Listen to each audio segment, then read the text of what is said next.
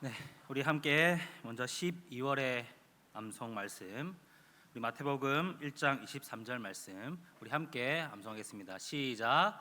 보라, 처녀가 잉태하여 아들을 낳을 것이요 그의 이름을 임마누엘이라 하리라 하셨으니 이를 번역한즉 하나님이 우리와 함께 계시다 함이라. 마태복음 1장 23절 말씀. 아멘. 네, 오늘 이 마태복음 4장 18절 20절까지 말씀을 통하여서 우리 복음의 그물을 던져라라는 제목으로 하나님의 말씀을 나누어 보려고 합니다. 여러분, 먼저 질문을 해보도록 하겠습니다. 너무나 쉬운 질문입니다. 네, 저의 고향이 어딘지 아십니까?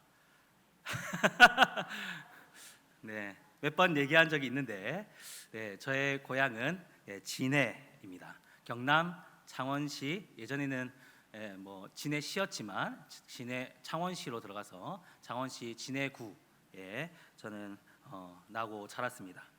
이 진해는 사실 울산에 비하면 너무나 작은 소도시입니다.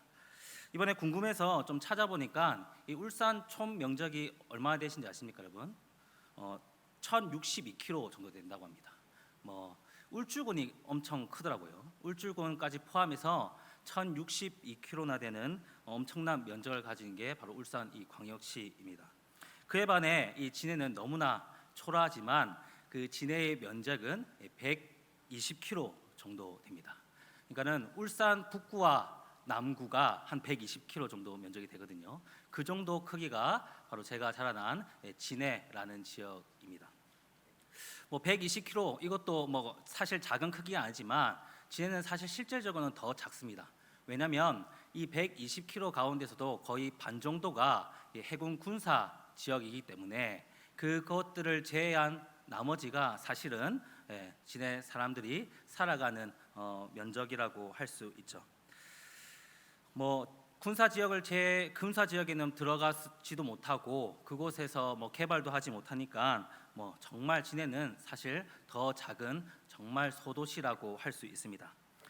하지만 진해는 정말 작은 도시긴 하지만 제가 장담하건대 정말 진해는 살기 좋은 도시입니다. 울산도 살기 좋은 도시지만 정말 공기가 깨끗하고 물도 깨끗한 도시가 정말 진해입니다. 그뿐만이 아니라 이 군사 지역이기 때문에 전체 진해 지역이 전체가 산으로 둘러싸여져 있어가지고 산을 좋아하는 사람들은 언제든지 산으로 올라가서 산 위에서 여러 가지 구경을 할 수 있고, 또 바다가 또 앞에 쭉 펼쳐져 있기 때문에 바다를 좋아하는 사람들은 언제든지 바다를 볼 수 있는 정말 살기 좋은 환경에 놓인 곳이 바로 이 진해입니다. 저는 산보다 이 바다를 정말 좋아했기 때문에 저의 어린 시절 추억의 대부분 이 바다를 끼고 추억을 많이 만들었습니다. 저희 와이프에게 프로포즈했던 장소도 바로 이 바다를 끼고 정말 멋있게 프로포즈 못했습니다. 자그마한 선물 하나 가지고 내랑 사귀자 이렇게 남자답게 했던 기억이 있는데, 어쨌든 이 진해라는 지역은 바다를 빼놓고는 지체라고 할 수 있을 정도로 이 바다를 느끼고 지낸 사람들은 함께 이 바다와 함께 생활합니다. 그래서 진해에 나고 자란 사람들은 대부분, 특히 이 남자들은 한 번쯤은 이 낚시라는 이 경험을 하게 됩니다. 왜냐하면 어디서 놀든지 어느 지역에 있든지 차를 타고 10분만 가기만 하면 바다를 볼 수 있고 그곳에 어디서든지 이 낚싯대를 던질 수 있기 때문입니다. 낚시 금지 구역이 거의 없습니다. 그래서 저도 낚시 자체를 즐기는 것은 아니었지만 늘 이 청년 때에 낚시를 잘 하지 못해도 친구들과 함께 늘 낚시를 가서 고기를 잡았던 기억이 있습니다. 그래서 저도 좀 이 고기를 잡았을 때 그 손맛을 압니다. 그래서 왜 남자들이 그렇게 낚시에 미치는지, 그리고 낚시에 미치면 왜 그렇게 가정에 악영향을 미치는지 너무나 잘 알고 있습니다. 저희 아버지도 제가 어렸을 때 낚시에 미친 적이 있으셔가지고 이 낚시 도구에 수백만 원이라는 돈을 투자했던 분이셨습니다. 그래서 허구한 날 어머니가 저희 아버지에게 했던 말이 뭐냐면, 허구한 날 빈통으로 돌아와가지고 물고기 배나 채우지, 그럴 거면 업을 해가지고 돈이나 좀 벌어라. 이런 말이 늘 18번이었습니다. 그럼에도 불구하고 아버지가 그런 꾸중을 들었다는 것은 그렇게 낚시를 잘 하지 못하는 분이었음에도 불구하고 늘 시간이 나면 낚시를 가셨던 그런 기억이 있습니다. 어부나 해라라는 이 어머니의 말씀이 잘 기억이 남았는지 몰라도 제가 이번에 궁금해서 어부와 이 낚시꾼의 차이가 무엇인지 한번 검색해 본 적이 있습니다. 여러분들은 어부와 낚시꾼의 차이가 무엇이라고 여러분 생각하십니까? 물론 어부와 이 낚시꾼의 공통점은 고기를 잡는다는 똑같은 목적을 가지고 있지만 엄연한 차이가 있습니다. 사람들이 이 어부와 낚시꾼의 차이에 대해서 올려놓은 글을 쭉 제가 한번 봤거든요. 그러니까 재밌는 글들이 있더라고요. 그 몇 가지를 좀 소개하면 고기가 돈으로 보이면 어부, 고기가 기록으로 보이면 낚시꾼, 돈을 벌려가면 어부, 돈을 쓸어가면 낚시꾼, 고기를 잡아야 살 수 있는 사람은 어부, 낚시를 해야 살 수 있는 사람은 낚시꾼, 고기를 잡아야 먹고 사는 사람은 어부, 고기를 잡지 않아도 먹고 살 수 있는 사람은 낚시꾼이라는 겁니다. 여러분 참 재밌지 않습니까? 여러분 이런 내용들을 제가 나름대로 정리해 보니 이 어부와 낚시꾼의 중요한 차이를 한 가지 발견할 수 있었습니다. 그것이 무엇이냐면 여러분 바로 이 사명감이라는 겁니다. 사명감을 가지고 어떻게 해서든 고기를 잡으려는 사람이 바로 어부라고 할 수 있고, 사명감 없이 오로지 내가 즐기기 위해서 취미 생활을 위해서 이 고기를 잡는 사람을 바로 이 낚시꾼이라고 할 수 있는 겁니다. 이 사명감이라는 것 차이로 어부와 낚시꾼이 갈릴 수 있다라는 겁니다. 여러분 오늘 말씀에서 보면 두 명의 낚시꾼이 아닌 이 두 명의 어부가 등장합니다. 바로 이 베드로와 안드레라는 사람입니다. 이 두 사람은 형제였습니다. 이 갈릴리 베세다 출신으로서 이 갈릴리 주변의 지역에는 한 30개 정도의 마을이 있는데 그 중에서도 이 베세다 출신으로 그 30개의 마을 중 가장 큰 어촌 마을이라고 할 수 있는 이 가버나움에 집을 가지고 있었던 사람들입니다. 어촌 지역이라 그들의 리그이긴 하지만 이 어촌 지역에서도 어떻게 보면 소위 번화가라고 할 수 있는 이 가버나움에 집을 가지고 있었다라는 뜻입니다. 여러분 그들의 배경을 우리가 살펴보건대 그들은 나면서부터 어촌에서 태어나 예수님을 만나기까지 이 어부로서 살면서 살았기 때문에 정말 전문적인 어부였다라고 할 수 있습니다. 여러분 사실 우리는 어부에 대한 편견을 조금씩 가지고 있지 않습니까? 어부라고 하면 우리는 쉽게 그들은 가난하고 무식한 사람들이다라고 생각하기 쉽지만 사실 이 베드로와 안드레는 가난하거나 무식한 사람이 결코 아니었습니다. 여러분 예수님 당시에 언어는 크게 네 가지를 사용했거든요. 아람어, 히브리어, 그리고 라틴어, 헬라어 이 네 가지 언어를 사용했는데 특히 그 당시 꽃을 피웠던 이 그리스 문화와 학문을 배우기 위해서는 헬라어를 사용할 줄 알아야 했습니다. 그런데 이 갈릴리 어부였던 베드로와 안드레, 시몬과 안드레라는 이 이름은 여러분 헬라식 이름이라고 할 수 있습니다. 그래서 이러한 것을 배경을 봤을 때 이들은 이미 이 헬라어를 할 줄 아는 사람이었지 않나 그렇게 보고 있습니다. 여러분 요한복음 12장 20절에서 21절 말씀을 보면 이 베드로와 안드레처럼 이 베세다 출신이었던 헬라식 이름을 가진 이 빌립이 등장하는데 이 빌립이 헬라 사람들과 대화를 하는 것을 우리가 볼 수 있습니다. 이런 것을 봤을 때 이 베드로와 안드레도 이 제2 외국어인 이 헬라어를 능통하게 할 줄 아는 언어 능력을 갖춘 사람이었다고 볼 수 있는 것이죠.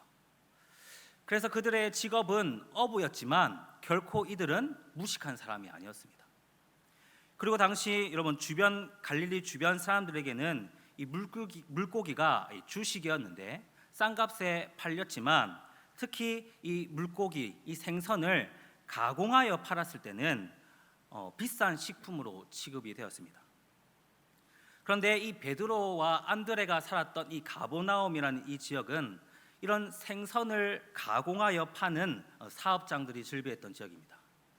그래서 이 베드로와 안드레는 정말 하루 먹고 하루 사는 것처럼 소소하게 어업을 했던 것이 아니라 이 베드로와 안드레는 고기를 잡아 사업하는 사업가로서 결코 가난하지 않는, 오히려 부유한 삶을, 평균 이상의 삶을 살았을 가능성이 높은 사람들입니다.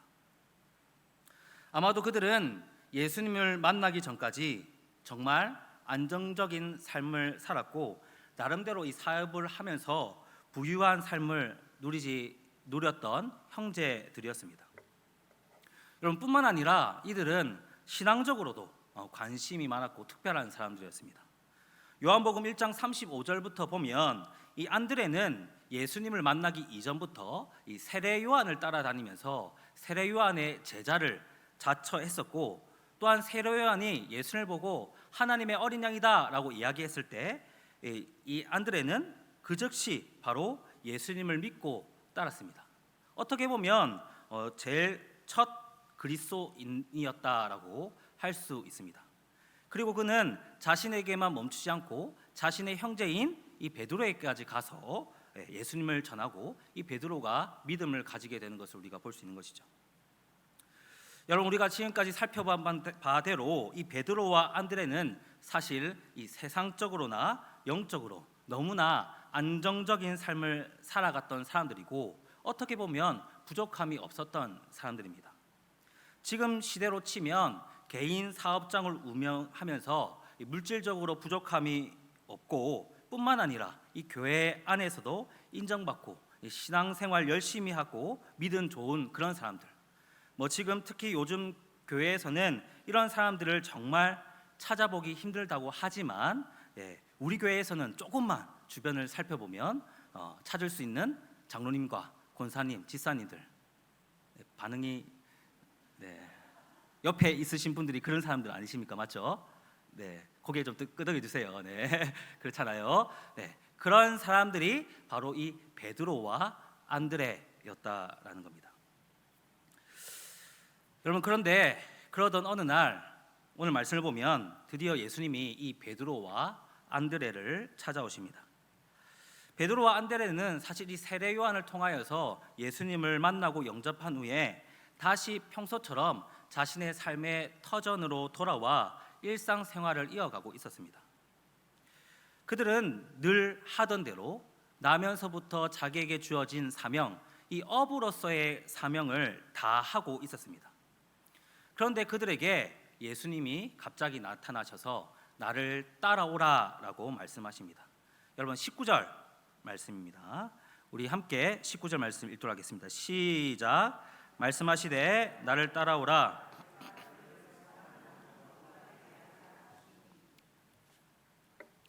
여러분, 우리가 조금만 인간적으로 생각해 보면 이 베드로와 안드레의 입장에서 이 예수님의 이러한 말씀, 이러한 초청은 사실 그렇게 썩 달갑지 않는 초대였을 가능성이 있습니다.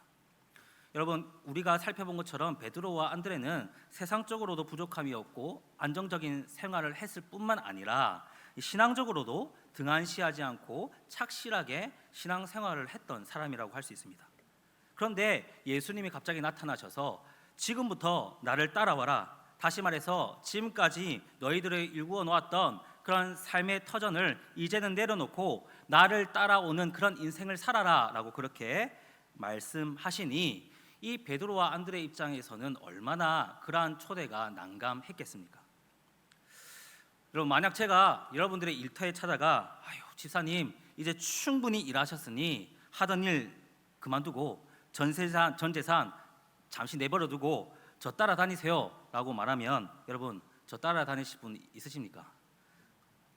한 분도 없겠죠. 맞죠? 여러분, 제 말이 정말 그렇게 얘기했다면 정말 이상하게 들렸을 겁니다. 그런데 여러분, 오늘 본문에서 나타나는 예수님의 이 초청에서 더욱 중요한 부분은 그들에게 더 이상 고기를 낚는 어부가 아닌 사람을 낚는 어부가 되게 하겠다라고 말씀하시는 부분입니다. 예수님은 지금 평생 동안 물고기를 잡는 것이 나의 사명이라고 생각해왔던 사람들에게 고기가 아닌 사람을 낚는 어부가 되게 하리라 라는 황당한 말씀을 하고 계신 겁니다. 여러분, 물론 이 베드로와 안드레는 이미 세례 요한을 통하여서 예수님을 믿고 영접했던 사람입니다. 그럼에도 불구하고 그들이 다시 자신의 삶의 터전인 이 어장으로 돌아왔다는 것은 그만큼 그들의 삶에는 이 고기 잡는 어부로서의 일이 삶을 지탱하는 가장 핵심적인 기둥이었고 그들의 사명이었다라는 뜻입니다. 그런데 예수님이 그들이 평생 동안 유지했던 이 사명과 이 삶의 기둥을 수정할 것을 요구하고 계십니다. 더 이상 고기 낚는 어부가 아닌 사람 낚는 어부로서, 즉 복음을 전하는 복음 전도자로서 이제부터 살아가라고 그들에게 사명을 수정하도록 요구하고 계신 것입니다. 여러분, 평생 동안 고기 잡는 어부로서 사명을 가지고 살았던 이 사람들에게 예수님의 말씀은 너무 갑작스럽고 너무 무리한 요구를 하고 있다라고 생각이 들지는 않으십니까? 그런데 여러분, 여기서 정말 놀라운 사건이 벌어집니다. 여러분, 20절 보십시오. 20절 보면 예수님의 이러한 달갑지 않은 초청에 베드로와 안드레가 어떻게 반응하고 있습니까? 20절을 보면 그들이 곧 그물을 버려두고 예수를 따르니라 라고 말씀하고 있습니다. 베드로와 안드레는 이미 그렇게 하려고 준비된 것처럼 드디어 때가 왔다는 듯이 뒤도 돌아보지 않고 그물을 버려두고 모든 삶의 터전을 뒤로한 채 예수님을 따라가고 있습니다. 여러분, 우리가 앞서 살펴본 바대로 여러분, 그들은 가난하고 무식한 어부들이 아니었습니다.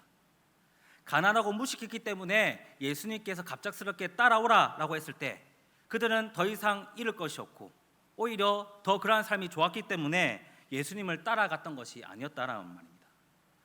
오히려 그들은 평생 어부로서 자신의 삶의 터전을 안정적으로 꾸려놓은 상태였고 세상적으로나 영적으로 이미 부족함이 없었던 상황입니다.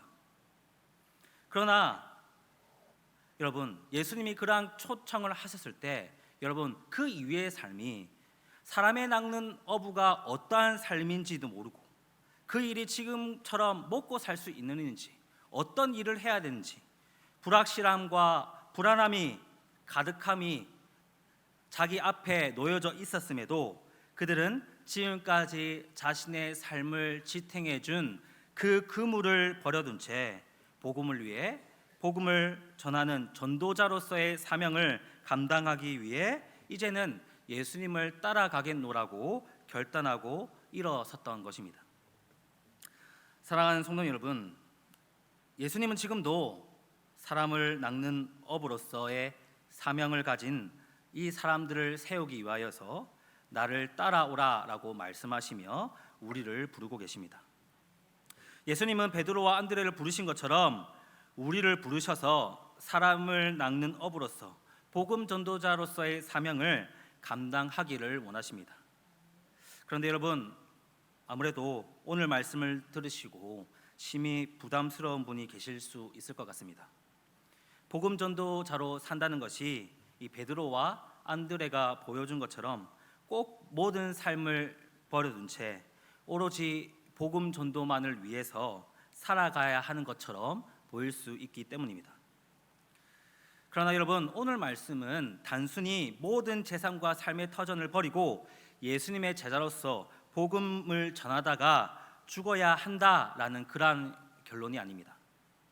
오늘 말씀의 중요한 결론은 우리가 현재 하나님의 은혜로 세상적으로나 신앙적으로 부족함 없이 안정적으로 살아가고 있다면, 그리고 우리가 그것을 추구하고 살아가고 있다면 그것으로 만족하고 끝나는 인생이 아닌 사람을 낚는 어부, 즉 복음 전도의 사명을 감당하는 사람들로서 주님 다시 오시는 그날까지 우리가 살아가야 한다는 것이며, 동시에 베드로와 안드레가 복음을 위해 자신의 삶을 지금까지 지탱해 준 그 그물을 버릴 만큼 복음 전하는 일은 정말 가치 있는 일이라는 것입니다.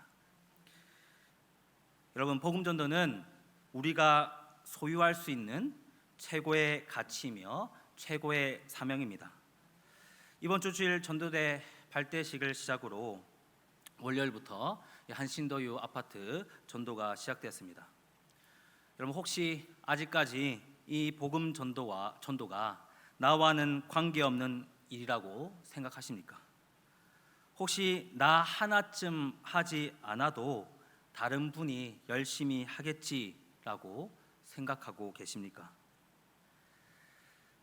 예수님은 지금도 저와 여러분들의 삶의 터전으로 찾아가 나를 따라오라, 내가 너희를 사람을 낚는 어부가 되게 하리라, 그렇게 여러분들을 부르고 계십니다.